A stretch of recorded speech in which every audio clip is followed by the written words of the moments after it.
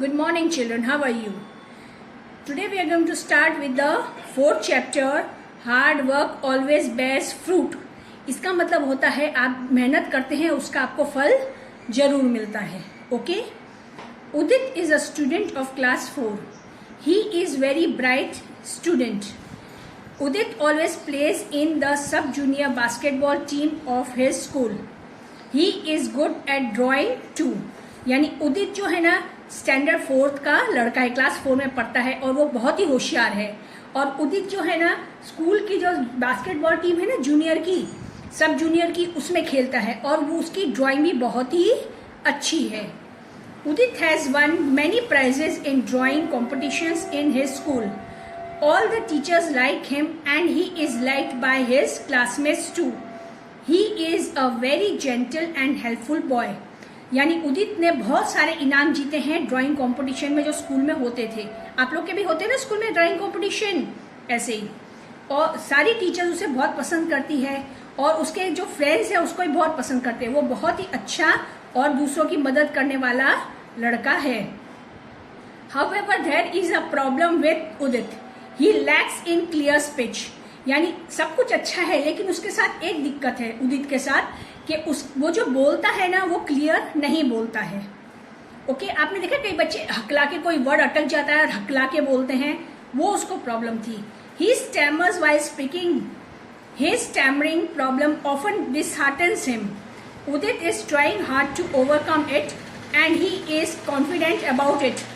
तो स्टैमरिंग यानी अटक अटक के बोलना है ना, कई बार होता है ना अटक अटक के बोलते हैं, तो वो प्रॉब्लम उसकी वजह से उसका जो है ना कई बार वो उसका दिल टूट जाता है और वो बहुत कोशिश करता है कि वो नहीं करे. और ये कॉन्फिडेंस उसको मतलब विश्वास है कि मैं एक दिन इस चीज को अपने जो बोलने का जो है इसको मैं अपना सुधार लूंगा. His parents always support him and encourage him.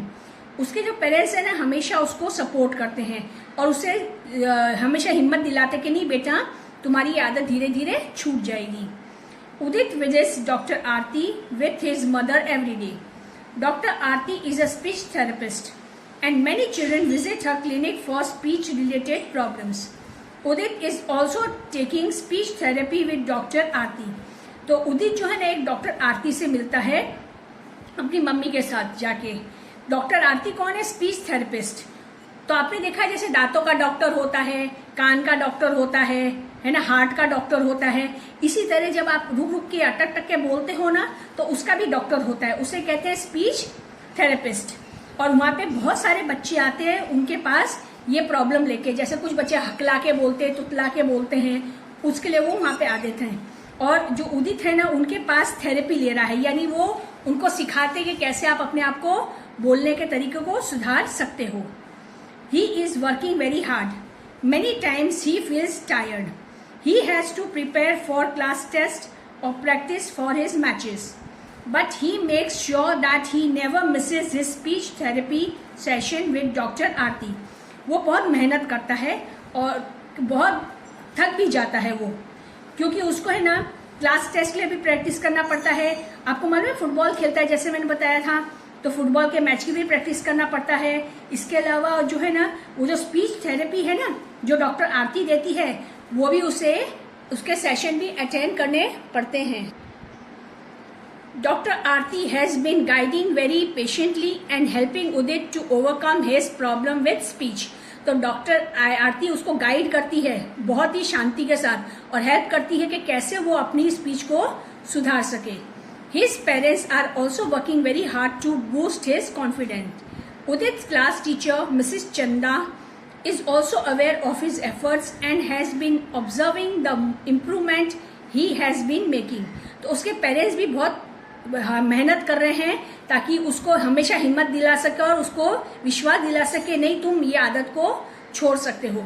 उदित की क्लास टीचर है, उनका नाम क्या है पता है आपको? मिसेस चंदा. उसको भी मालूम है कि उदित कितनी मेहनत कर रहा है, कितनी हिम्मत कर रहा है और उसमें कितना ज्यादा इम्प्रूवमेंट भी आया है, काफी उसमें इम्प्रूवमेंट भी आया है. One day Mrs Chanda made an announcement in the class. Students willing to participate in the extempore competition may raise their hands. Among the several raised hands, there was Udit's hand too. तो एक दिन क्या हुआ कि Mrs चंदा ने उनको announce किया क्लास के अंदर कि हमारे स्कूल में कंपटीशन हो रहा है एक्सटेम्पोर, यानी आपको किसी भी टॉपिक के ऊपर बोलना है और जिनको भी उसमें पार्ट लेना है वो हाथ ऊपर करें। और उन बच्चों में उदित ने भी अपना हाथ ऊपर कर दिया है।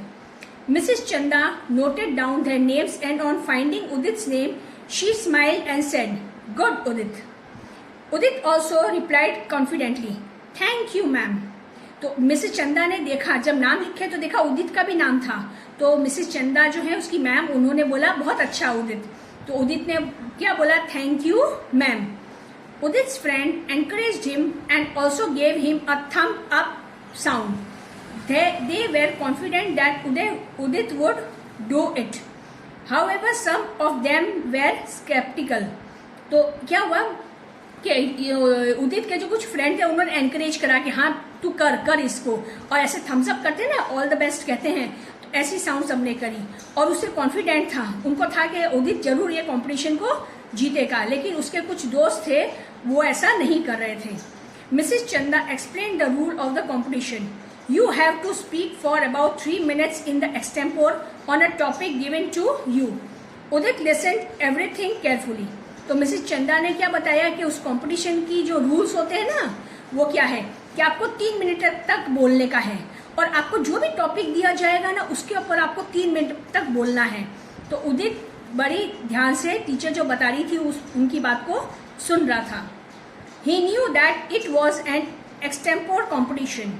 He was confident that he would come up with great ideas and arguments at a moment's notice. तो उसको पता चला कि एक्सटेम्पोर कंपटीशन क्या है और उसको कॉन्फिडेंट था कि उसके पास बहुत सारे आइडियाज हैं और आर्ग्यूमेंट्स हैं। अपन बहस करते हैं ना किसी बात के ऊपर को लेके, तो उसके पास बहुत सारे आइडिया और वो है, और वो एकदम फटाफट उन सब सवालों के जवाब दे सकता है। He knew that he was fast enough in gathering information into a perfect presentation. तो उसको पता था कि वो कितने फटाफट किसी भी टॉपिक पे जैसे ही उसको पता चलता है उसके बारे में कैसे वो बोल सकता है। That evening he announced this to his parents.